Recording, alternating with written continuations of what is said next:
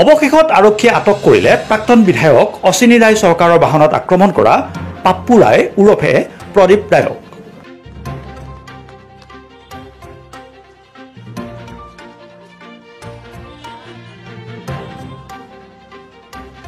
গোলোকগঞ্জৰ প্ৰাক্তন বিধায়ক অশ্বিনী ৰায় চৰকাৰৰ বাহনত আক্ৰমণ কৰা পাপ্পু ৰায় ওৰফে প্ৰদীপ ৰায়ক আটক গোলোকগঞ্জ আৰক্ষী। গোলোকগঞ্জৰ মতেজাৰৰ পৰা আটক কৰিলে গোলোকগঞ্জ আৰক্ষীয়ে।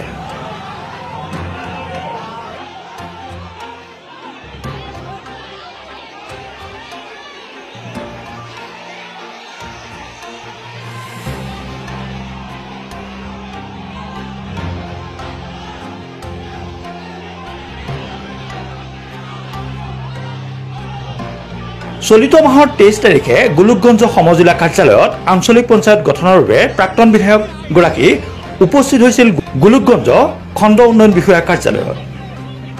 সেই সময়তে ভিৰৰ মাজৰ পৰা অতৰ্কিতে আক্ৰমণ চলাইছিল বিধায়কগৰাকীৰ বাহনত। ইয়াৰ পিছতে গোলোকগঞ্জ সমজিলা কাৰ্যালয় চৌহদত অগপ আৰু বিজেপিৰ মাজত মাৰপিটৰ দৰে ঘটনা সংঘটিত হৈছিল। পিছত গোলোকগঞ্জ মণ্ডল বিজেপিৰ সভাপতি গোবিন্দ অধিকাৰীয়ে দাখিল কৰিছিল এজাহাৰ। এজাহাৰৰ ভিত্তিত আজি গোলোকগঞ্জৰ মতেজাৰৰ পৰা আটক কৰে পাপ্পু ৰায় ওৰফে প্ৰদীপ ৰায়ক।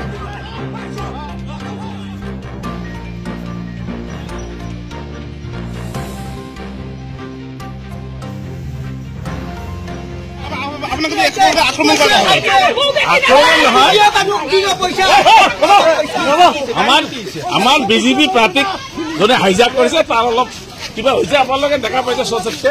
বাকীখিনি আপোনালোকে এটা ষ্টৰী বনাই লওক যি হৈছে। ঠিক আছে, থেংক ইউ। সুজয় বমনৰ সহযোগত ষ্টাফ ৰিপৰ্টাৰ কৌশিক দে ৰিপৰ্ট ইউনিভাৰ্চেল নিউজ।